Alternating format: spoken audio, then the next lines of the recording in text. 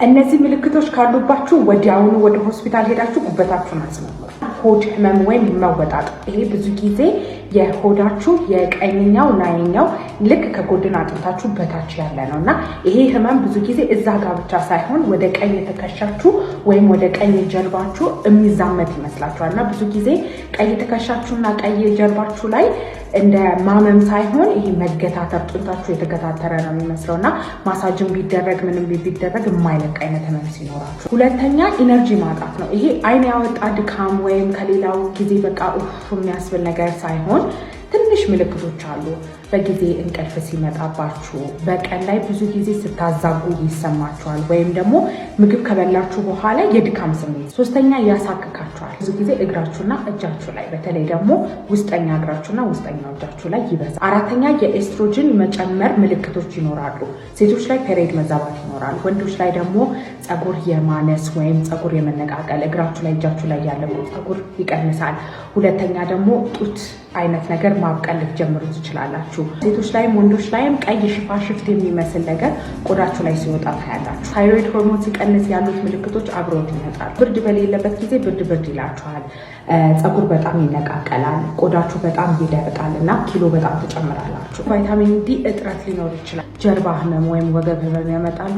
ከዛም በኋላ ደግሞ በየቦታው ጡንቻችሁ የመገታተርና ትዊች የማድረግ ወይም የመንቀጥቀጥ አይነት ስሜት ሊኖራችሁ ይችላል። ሌላ ደግሞ ሽንታችሁ ቀለም ይቀይራል። ስለዚህ ወደ ጥቁር ነገር ሊሄድ ይችላል። በጣም ቢጫ ሊሆን ይችላል። በዛ ላይ ደግሞ የማይሆን አይነት ሽታ ይኖራል። ጉበት ሊጎዳበት የሚችልበት ብዙ አይነት ምክንያቶች አሉ። ኮሌስትሮል ከፍ ካለ፣ ስኳር ካለባችሁ፣ ደም ግፊት ካለባችሁ፣ ስኳርና ስታርች የበዛበት ምግብ የምትበሉ ከሆነ፣ ውፍረት፣ አልኮል መጠጣት፣ የራሳችሁ ሰውነት ጉበታችሁ የሚጎዳበት ጊዜ አለ። አውቶ ኢሚዩን እንለዋለን። ብዙ ጊዜ ይሄ ወጣቶች ላይ የሚዘወተር የሚታይ ነገር ነው። እነዚህ ምልክት ካሉባችሁ ወደ ሆስፒታል ሄዳችሁ ኩላሊታችሁን ቼክ አስደርጉ። አንደኛ እብጠት። ብዙ ጊዜ ከኩላሊት ላይ የሚመጡት እብጠት ከፊት ነው የሚጀምረው። በተለይ ደግሞ አይን አካባቢ የማበጥ አይነት ስሜት ይኖራል። ሁለተኛ የእንቅልፍ መበጥበጥ። እሱም ስለሚደክማችሁ በጊዜ ትተኙና ከዛ ሌሊት ትነሳላችሁ። ከዛ ተመልሳችሁ መተኛት ሊያቀታችሁ ይችላል። ሶስተኛ አየር ማጥቆር ነው። ከወትሮ እንቅስቃሴ ስታደርጉ የአየር ማጠር ስሜት ከተሰማችሁ እንደዚህ አይነት ችግር ሊሆን ይችላል። አራተኛ የጡንቻ ህመም።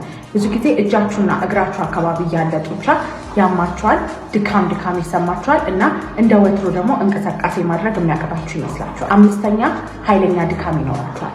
ድካሙ ከወትሮ በጣም ከፍ ያለ ነው የሚሆነው። አንዳንድ ጊዜ ከአልጋ መነሳት እስኪያቅታችሁ ድረስ የሚደርስ ድካም ሊሆን ይችላል። ስድስተኛ ማስታወክና ማቅለሽለሽ።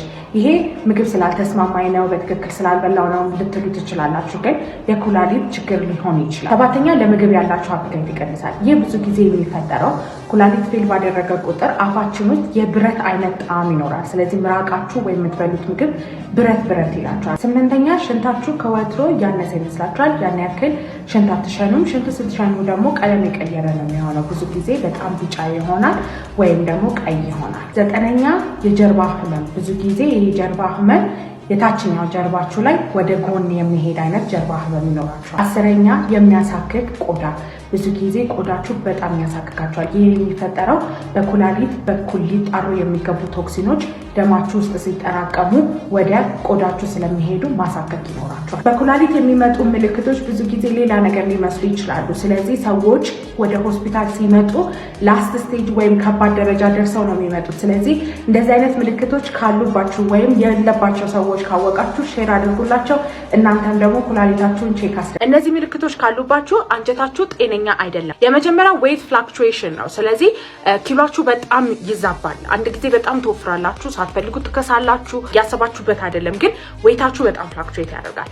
ሁለተኛ ደግሞ በጣም ሙዳችሁ ይቀያየራል። በጣም አግሬሲቭ ትሆናላችሁ። ከዛ በኋላ ሴንሲቲቭ ትሆናላችሁ። ከዛ የሆነ ነገር ያናድዳችኋል፣ የሆነ ነገር በቀላሉ ያስደስታችኋል። ክሬቪንግስ አላችሁ። ልክ እንደ እርጉዝ ሴት በቃ ያምራችኋል። በተለይ ደግሞ ጣፋጭ ነገር። ሶስተኛው ደግሞ ድካም ነው። አንጀት ጤነኛ ካልሆነ የምትበሉት ምግብ ንጥረ ነገሩ በትክክል ወደ ደማችሁና ወደ ሌላ የሰውነት ክፍላችሁ አይሄድም።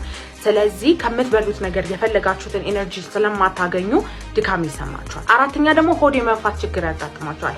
ይሄ ብዙ ጊዜ መሀል ላይ ወይም ምሳ ከበላችሁ በኋላ ነው። ግን አንዳንድ ጊዜ ደግሞ እራት ከበላችሁ በኋላ ጠዋት ድረስ የሚቆይ የሆድ ነፋት ይኖራቸዋል። ሌላኛው ደግሞ ፉድ ኢንቶለራንስ የሚባለው ነው። ስለዚህ ምግብ ከበላችሁ በኋላ ወይ ተቅማጥ ወይ ድርቀት በጣም ያስቸግራችኋል፣ እንቅልፋችሁ ይበጣበጣል። ስለዚህ በቂ የሆነ እንቅልፍ አታገኙም። ሁሉን ነገር አስተካክላችሁ ቢሆን ራሱ እንቅልፍ ለመተኛት በጣም ብዙ ይቸግራችሁ። ሌላ ደግሞ ቆዳችሁ በብዙ ነገር ኢሪቴትድ ይሆናል። ስለዚህ አክኒ በጣም ብሬክአውት ያደርግባችኋል፣ ቶሎ ይቆስላል፣ ፀሐይ ብዙ ሪያክሽን ይኖራችኋል እና ሁሉ ነገር የሆነ ቆዳችሁ ለሁሉ ነገር ሴንሲቲቭ የሆነ ይመስላችኋል። እነዚህ ምልክቶች ካሉባችሁ አንጀታችሁ ጤነኛ አይደለም ማለት ነው። ገት ሄልዝ ለማግኘት ወይም የአንጀት ጤና ሪስቶር ለማድረግ ብዙ ነገሮች መቀየር አለ። ሴቶች እነዚህ ምልክት ካለባችሁ የኤስትሮጅን እጥረት ሊሆን ይችላል።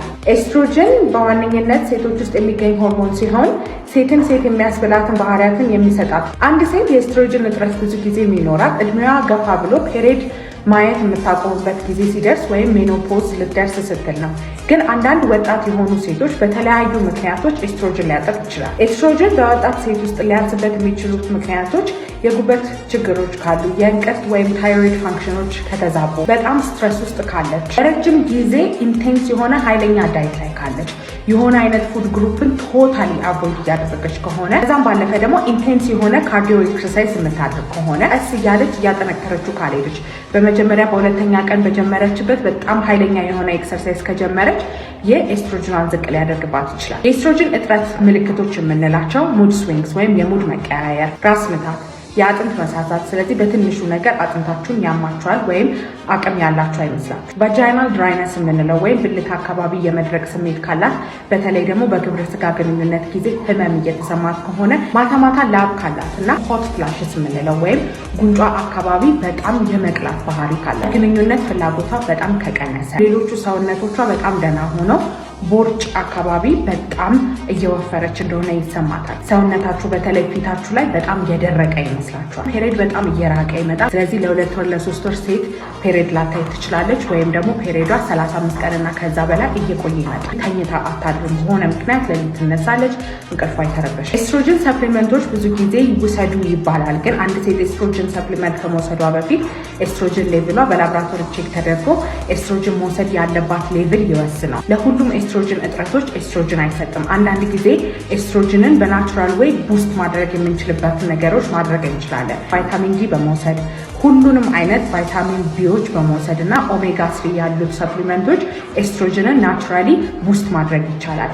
ይህ ብዙ ጊዜ 3 ወርና ከዛ በላይ ከተወሰደ በኋላ ኤስትሮጅን ሌቭል ላይ ለውጥ ያመጣሉ። ለውጥ ካልመጣ ግን ኤስትሮጅኗ በትክክል ተለክቶ ዶዝ ካልኩሌት ተደርጎ ወደ ኤስትሮጅን ሰፕሊመንት መሄድ ትችላለች።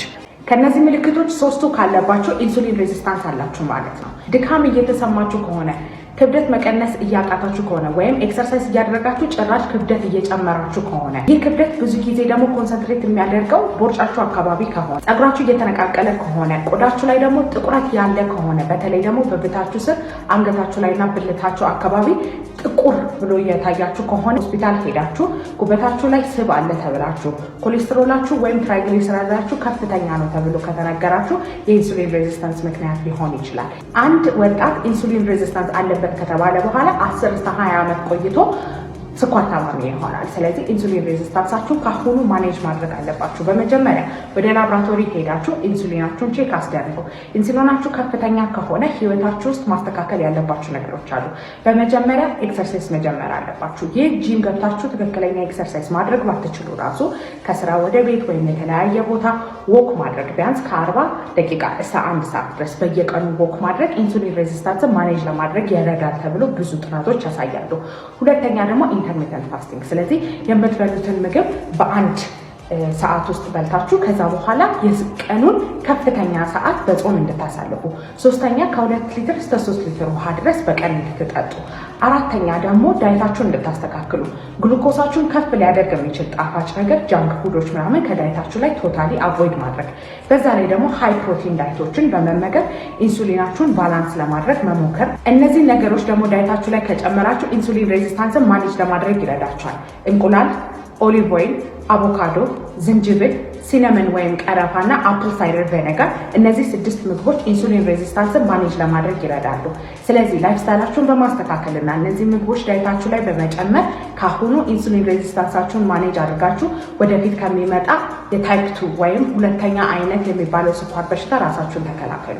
በብዛት ሰውነታችሁን ለፀሐይ የምታጋልጡ ከሆነ ሰውነታችሁ ውስጥ የማይጠፋ እሳት እያቀጣጠላችሁ ሰውነታችን ኢንፍላሜሽን ወይም የመቆጣት ባህሪን የሚያመጣውና ለረጅም ጊዜ ይሄ ነገር የሚቆየው ሰውነታችን ኦክሲዴቲቭ ስትሬስ ሲኖረው ነው። ኦክሲዴቲቭ ስትሬስ ውስጥ ሰውነታችን የሚገባው 2 አይነት ኬሚካሎች ባላንስ ማድረግ ሲያቅታቸው ነው።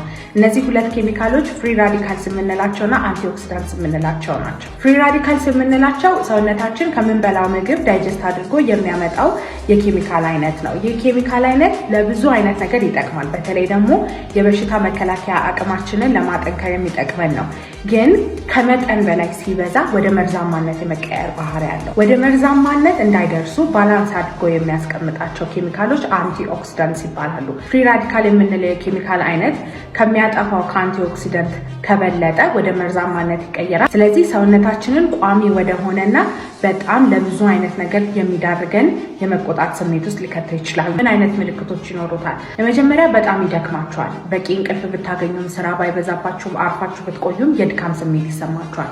ሁለተኛ ደግሞ መገጣጠሚያችሁ ህመም ይሰማችኋል። ከዛ በኋላ ደግሞ ለመንቀሳቀስ የሚከብድ አይነት ስሜት ይኖረዋል። ከተቀመጣችሁበት ስትነሱ የመንቃቃት ስሜት ሊሰማችሁ ይችላል። ሶስተኛ በጣም ሜንታል ሄልዝ ኢሹ ይኖራችኋል። በተለይ ደግሞ ጭንቀትና ድብርት በጣም ይፈራረቅባችኋል እና ብዙ ጊዜ ደግሞ ማትቋቋሙት አይነት ደረጃ ሊደርስ ይችላል። አራተኛ ብሬን ፎግ የምንለው ነው። ስለዚህ እንደ በፊቱ ሻርፕ አትሆንም። ኮንሰንትሬሽናችሁ በጣም ይቀንሳል።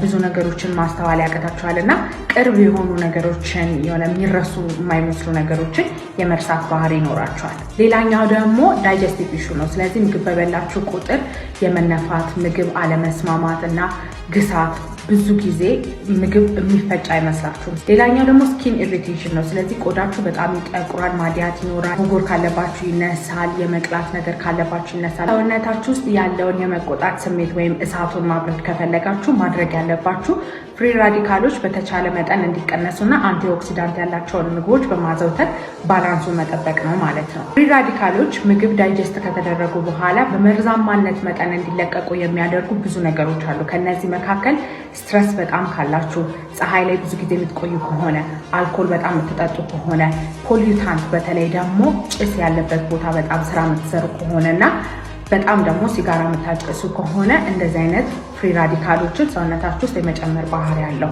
እነዚህ ነገሮች በማቆም ፍሪ ራዲካሎችን ከቀነስን በኋላ ከዛ በኋላ ደግሞ አንቲኦክሲዳንት ያላቸውን ምግቦች በደንብ በማዘውተር ባላንሱን መጠበቅ ይቻላል። እነዚህ አንቲኦክሲዳንቶች በዋነኝነት ከ4 አይነት ንጥረ ነገሮች ይገኛል። የመጀመሪያው ቫይታሚን ሲ ነው። ቫይታሚን ሲ የሚገኘው ሲትረስ ፍሩትስ ከምንላቸው ነው። ሎሚ፣ ብርቱካን፣ ስትሮበሪ። ሁለተኛው ቫይታሚን ኢ ነው። ቫይታሚን ኢ ብዙ ጊዜ የሚገኘው ከፒናት፣ ከአልመንድ ናት እና ከአትክልቶች ደግሞ ከስፒናች ወይም ሀበሻ ጎመን ነው። ሶስተኛው ሴሊኒየም ነው። ሴሊኒየም የሚገኘው ከቱና ወይም ከአሳ፣ ከእንቁላል እና ብራውን ራይስ ወይም ቡኒ ሩዝ ከምንለው ነው። አራተኛው ደግሞ ቤታ ካሮቲን የሚባለው ንጥረ ነገር ነው። ይህ ደግሞ በብዛት የሚገኘው ካሮት፣ ማንጎ እና ስኳር ድንች ውስጥ ነው። አንቲኦክሲዳንት በደንብ ያላቸው ምግቦችን በመመገብ እና ፍሪ ራዲካሎችን ሰውነታችን ውስጥ ሊጨምሩ የሚችሉትን ነገሮች በማስወገድ ሰውነታችን ውስጥ ያለውን እሳት እናጥፋ። ባሎቻችሁንና ፍቅረኞቻችሁን ተንከባከባቸው። ስንቶቻችሁ ወንዶች ናቸው ጓደኛችሁ፣ እህታችሁ ወይም ፍቅረኛችሁ ፔሪድ ላይ ናትና አትንኳት፣ በጣም ኢሞሽናል ናት ተብላችሁ የምታውቁት? ፔሪድ ሊመጣ ሲልና በፔሪድ ጊዜ የሴቶች ሆርሞን በጣም ከፍተኛ ስለሆነ ንዴት ይላቸዋል፣ ይከፋቸዋል እና በተለያየ ምክንያት ሌላ ለውጦችን ልታዩባቸው ትችላላችሁ። ፔሪድን ተከትሎ የሚመጣ የሰውነትና የሙድ ችግሮች PMS ወይም ፕሪሜንስትራል ሲንድሮም እንለዋለን። በወጡት ሪሰርቾች ደግሞ ወንዶች ላይ ተመሳሳይ ክስተት እንዳለና ስሙም IMS ወይም ኢሪተብል ሜል ሲንድሮም እንደምንለው ነው። አንድ ወንድ እንደዚህ አይነት ነገር የሚፈጠርበት ቢያንስ 33 እስከ 35 ቀን እየቆየ ሲሆን የወንዶች የቴስቶስትሮን መጠን በጣም የሚያንስበት ጊዜ ነው። ስለዚህ IMS ምልክቶች የምንላቸው ራስ ምታትና ድካም፣ መነጫነጭና በትንሽ ነገሮች መናደድ፣ የግንኙነት አቅምና ፍላጎት ማነስ፣ በድርቀት ወይም በተቅማጥ የሚታይ የአንጀት ችግሮች፣ የምግብ ፍላጎት መቀነስ ወይም ማቅለሽለሽን ያካትታል። እነዚህ ምልክቶች ማንኛውም አይነት ወንድ ላይ ሊታዩ ይችላሉ፣ ግን በብዛት የሚታዩት እድሜያቸው ከ45 በላይ የሆኑና ጎጂ የአኗኗር ዘይቤ በተለይ ደግሞ አልኮልን የሚያበዙና ሲጋራና አደንዛዥ ዕፅ የሚጠቀሙ ወንዶች ላይ ነው። ስለዚህ ሴቶች ይሄ ነገር አልፎ አልፎ ሊከሰት ስለሚችል ባሎቻችሁንና ፍቅረኞቻችሁን ተንከባከባቸው ላለው። ዛሬ የምናወራው ስለ ሽንት ፊኛ ኢንፌክሽን ነው። በ2020 ከሀገራችን ውስጥ እንደወጣው ሪሰርች ከሆነ 8 ሚሊዮን የሚያክሉ ሰዎች ወደ ጤና ጣቢያ የሚሄዱት በሽንት ፊኛ ኢንፌክሽን ምክንያት ነው። ከወንዶች ሴቶች ላይ ይብሳል። ይህም ምክንያቱ ከውጫዊው የብልት ክፍላቸው እስከ ሽንት ፊኛቸው ድረስ የሚሄደው ቱቦ ለሴቶች አጠር ስለሚል ነው። ለሽንት ፊኛ ኢንፌክሽን የሚያጋልጡ ብዙ ነገሮች ሊኖሩ ይችላሉ። ማንኛውም አይነት የበሽታ መከላከያ አቅማችንን ሊቀንስ የሚችል ነገር የሽንት ፊኛ ኢንፌክሽንን ሊፈጥርብን ይችላል። ከነዚህም አንዳንዶቹ HIV ኢንፌክሽን፣ ስኳር በሽታ፣ ካንሰር፣ ኬሞቴራፒ እየወሰዳችሁ ያላችሁና በተለያየ ምክንያት ፕሬድኒሶን የሚባል መድኃኒት እየወሰዳችሁ ካላችሁ ይህ ለሽንት ፊኛ ኢንፌክሽን ያጋልጣል። በተለያየ ምክንያት ሆስፒታል ተኝታችሁ ከነበረ ሆስፒታል ውስጥ ያለ ባክቴሪያ የሽንት ፊኛ ኢንፌክሽን ሊያጋልጣችሁ ይችላል። የኩላሊት ጠጠር ያለባችሁ፣ አንቲባዮቲክስ ብዙ ጊዜ የምትወስዱ እና በተለያየ ምክንያት የሽንት ቱቦ ወይም ካቴተር በውስጣችሁ ያለ የሽንት ፊኛ ኢንፌክሽን ሊያጋልጣችሁ ይችላል። የሽንት ፊኛ ኢንፌክሽን ምልክቶቹ ምንድን ነው? አብዛኛው ጊዜ የሽንት ፊኛን ብቻ ነው የሚነካው፣ ግን አንዳንድ ጊዜ ወደ ላይ ወጥቶ ኩላሊትን ኢንቮልቭ የሚያደርግበት ጊዜያቶች ሊኖሩ ይችላሉ። ኢንፌክሽኑ ሽንት ፊኛ ላይ ብቻ ካለ የታችኛው ሆድ ህመም፣ ሽንት ማቃጠል፣ ሽንት ቶሎ ቶሎ መሽናት ወይም ማጣደፍ እና ትኩሳት ምልክቶቹ ሊሆኑ ይችላሉ። ኢንፌክሽኑ ኩላሊት ድረስ ከደረሰ ደም የቀላቀለ ሽንት፣ የታችኛው ጀርባና ወገብ ህመም፣ ማንቀጥቀጥ እና ድካም ሊያካትት ይችላል። አንድ ሰው የሽንት ፊኛ ኢንፌክሽን አንዴ ከያዘው እንደገና እንደሚደጋገምበት እርግጠኛ መሆን ይችላል። ሴቶች ላይ 60% እና ወንዶች ላይ ደግሞ 40% የሚሆኑ ሽንት ፊኛ ኢንፌክሽን የታከሙ ሰዎች እንደገና በሽንት ፊኛ ኢንፌክሽን ወደ ጤና ጣቢያ ይታያሉ። የሚደጋገምባቸው ብዙ ምክንያቶች ቢኖሩም የመጀመሪያ ምክንያቱ መድኃኒት ተጀምሮ ሳያልቅ መቋረጡ ነው። አንድ ሰው የሽንት ፊኛ ኢንፌክሽን አለበት ለማለት በጤና ጣቢያ ሄዶ የሽንት ምርመራ ማድረግ አለበት። በተጨማሪም ኩላሊት ጋር የደረሰ ምልክቶች ካሉ አልትራሳውንድ ቢነሳ ጥሩ ነው ይባላል። የሽንት ፊኛ ኢንፌክሽን እንደያዘው ከተረጋገጠ በኋላ ብዙ የመድኃኒት አይነቶች አሉ። በጣም ኮመንሊ የምንጠቀመው ሲፕሮፍሎክሳሲሊን የሚባል መድኃኒት ሲሆን እሱም በቀን 2 ለ7 ቀን ይወሰዳል። ሁለተኛው ናይትሮፍሩንቶይን የሚባለው መድኃኒት ሲሆን እሱም በቀን 2 ለ5 ቀን ይወሰዳል። ሶስተኛው አይነት መድኃኒት ትራይሜቶፕሪም ሰልፎሜቶክሳዞል የሚባል ሲሆን ለ3 ቀን ቢወሰድ ለሽንት ፊኛ ኢንፌክሽን ይበቃል ተብሎ ብዙ ጥናቶች ያሳያሉ። የሽንት ፊኛ ኢንፌክሽን ብዙ ጊዜ የሚደጋገመው እነዚህ መድኃኒቶች እስከ መጨረሻ ቀናቸው በታዘዙ መሰረት ስለማይዋጡ ነው። የሽንት ፊኛ ኢንፌክሽን መድኃኒቶች በተወሰዱ በ3ኛው ቀን ለውጥ መሰማት ይጀምራል። ግን ባክቴሪያው ሙሉ ለሙሉ ከሰውነታችን ወጣ ማለት ስለማይሆን ምንም ያክል ያምላቸው ምልክቶች ቢቀንሱ መድኃኒቱን ለሙሉ ለታዘዘበት ቀን መውሰዳችሁን እርግጠኛ ሁኑ። እንዳይደጋገምብን ሌላ የምናደርጋቸው መከላከያ መንገዶች ምንድናቸው? ብዙ ውሃ መጠጣት፣ ሽንት ቤት ከጨረስን በኋላ በምንጠረግበት ጊዜ ከፊት ወደ ኋላ መጥረግ፣ ንጽህና መጠበቅ፣ ከግንኙነት በኋላ ወዲያው ሽንት መሽናት፣ ብልታችን አካባቢ ሊያስቆጡ የሚችሉ ነገሮችን መቀነስ፣ በተለይ ደግሞ ባዝ ወይም ጃኩዚ ብዙ ጊዜ የምትጠቀሙ ሰዎች እና ሽታ ያለው ሳሙና ለመታጠብ የምትጠቀሙ ሰዎች፣ እርጥብ ልብስ ወይም ፓንት ወይም የዋና ፓንት፣ ማንኛውም አይነት እርጥበት ያለው ነገር ወዲያው መወገድ አለበት። ከሽንት ቱቦ ጋር የምትኖሩ ሰዎች ካላችሁ እሱም ቶሎ ቶሎ መቀየር እንዳለበት እንዳትረሱ። ማንኛውም ብልታችሁ ላይ ሊያርፍ የሚችል ነገር 100% ኮተን መሆኑን አረጋግጡ። ክራንቤሪ ጁስ ቶሎ ቶሎ መጠጣት በብዙ ጥናቶች የሽንት ፊኛ ኢንፌክሽንን ሊከላከል እንደሚችል ታይቷል።